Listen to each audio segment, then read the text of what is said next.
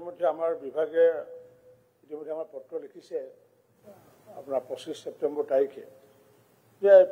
কাটি গড়াত কাৰণ আমি পত্ৰখন দিব লাগিব ডিষ্ট্ৰিক্ট কমিশ্যনাৰক দিব লাগিব আৰু ৰিগাৰ্ডিং তাত land availability regarding the infrastructure regarding man power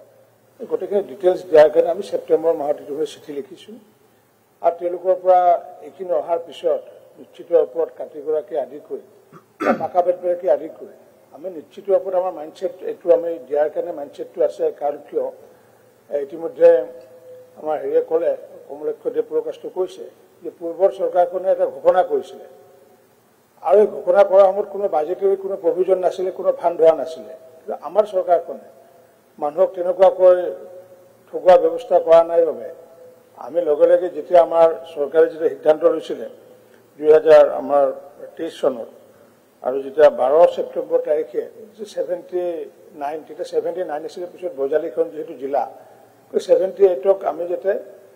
কৈ ডিষ্ট্ৰিক্ট যাতে কৰিব পাৰোঁ তাৰ কাৰণে বাজেটৰী প্ৰভিজনো দিয়া হৈছিলে আৰু তাৰ ভিতৰত আপুনি 49 ইতিমধ্যে কমপ্লিটেড গতিকে এই 4টা বছৰৰ ভিতৰত যি সময়ত মহকুমাৰ আন্দোলন বছৰ বছৰ ধৰি হৈছিলে ময়ো হৰভোগৰ কাৰণে মহকুমাৰ আন্দোলন কৰিছিলোঁ হাতত প্লে কাৰ্ড লৈ আছিলোঁ আৰু মোৰো হৰভোগ ঘোষণা কৰিছিলে আমাৰ জনীয়া ঘোষণা কৰিছিলে কিন্তু পিছত দেখিলোঁ যে ফুটুকাৰ ফেন সেইটো অকল আমাৰ টিভিতহে ওলাইছিলে কিন্তু তাৰে বিপৰীতে কিন্তু প্ৰেক্টিকেলি আমাৰ মাননীয় মুখ্যমন্ত্ৰী সৰ্বানন্দৰ নেতৃত্বত প্ৰেক্টিকেলি কিন্তু আমি ইতিমধ্যে 49 আমি ক' ডিষ্ট্ৰিক্ট আমি ফাইনেলাইজ কৰিলোঁ অনলি 29 খালি 29খন বাকী আছে গতিকে এই যে আমি যে 49খন কৰিলোঁ 29খন বাকী আছে নিশ্চিত ওপৰত য'ত য'ত ইতিমধ্যে ঘোষণা কৰিছোঁ আমাৰ চৰকাৰে নিশ্চিত ওপৰত এইটো কৰিব বুলি মই দৃঢ় বিশ্বাসী কাৰণ কিয় বহুতো মাটিৰ সমস্যা আছে বহুতো কনফিউজন আছে যে বহুত মানে মতবাদ বেলেগ বেলেগ হৈছে যে এটা পন্থই কৈ আছে যে উত্তৰ পাৰত দিব লাগে এটা পন্থই কৈ আছে দক্ষিণ পাৰত দিব লাগে এটা পন্থে কৈ আছে হেৰিয়াত দিব তেনেকৈ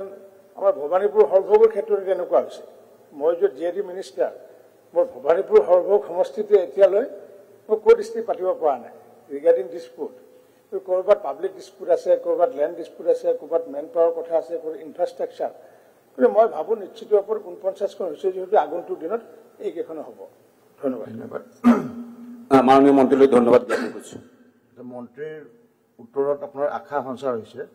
গতিকে প্ৰস্তাৱটো উঠাই ল'বনে হয় মন্ত্ৰী মহোদয় পজিটিভলি ক'লে বস্তুটো আৰু আমাৰ বিশ্বাস গভৰ্ণমেণ্টখনৰ বিশ্বাস আছে হ'ব বুলি মই এইটো আশা ব্যক্ত কৰিছোঁ আৰু উঠাই লৈছোঁ মই যিহেতু মাননীয় সদস্য শ্ৰী কমলাক্ষ পুৰকায়স্থ দেৱে সংকল্প প্ৰস্তাৱটো প্ৰত্যাহাৰ কৰিছে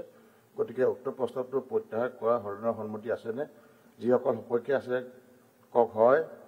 যিসকল বিপক্ষে আছে কওক নহয় মই ভাবোঁ হয়